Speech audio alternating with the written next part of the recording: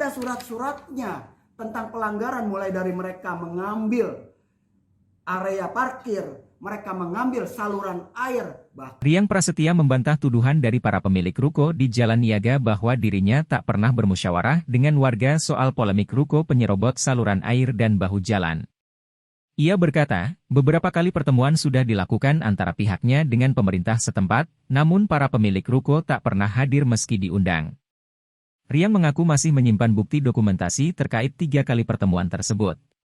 Menurut dia, pertemuan pembahasan ruko penyerobot saluran air dihadiri pihak RW 03 Pluit dan perwakilan Kelurahan Pluit yang dilangsungkan di Penjaringan.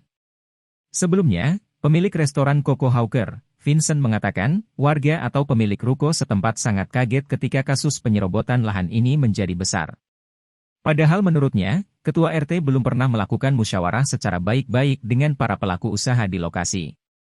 Adapun pada Rabu, 24 Mei 2023, ratusan petugas gabungan dari Pemprov DKI Jakarta sudah lakukan pembongkaran terhadap sedikitnya 22 ruko nakal. Saya sampaikan dulu ya, biar jelas nih ya, bahwa masalah penertiban ini di tingkat kelurahan sudah terjadi 3 pertemuan ya, dihadiri oleh instansi yang terkait ya, terkecuali warga. Saya punya dokumentasinya, makanya saya simpan. Kadang-kadang saya mau berbicara, kalau saya punya dokumen, saya nggak mau berbicara berdasarkan katanya, tapi saya lengkapi dengan dokumen saya.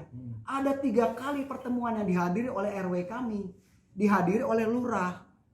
Lalu tidak ada sosialisasi, karena apa ya, warganya tidak hadir. Kan seperti itu. Yang kedua, boleh tanya lurah dan camat, kita sempat hadir di kecamatan untuk membahas permasalahan ini. Tidak ada warga juga yang hadir di situ. Ketiga, surat saya dari awal sampai ke mereka, terutama mereka yang sudah melanggar. Ada surat-suratnya tentang pelanggaran, mulai dari mereka mengambil area parkir, mereka mengambil saluran air, bahkan bahu jalan.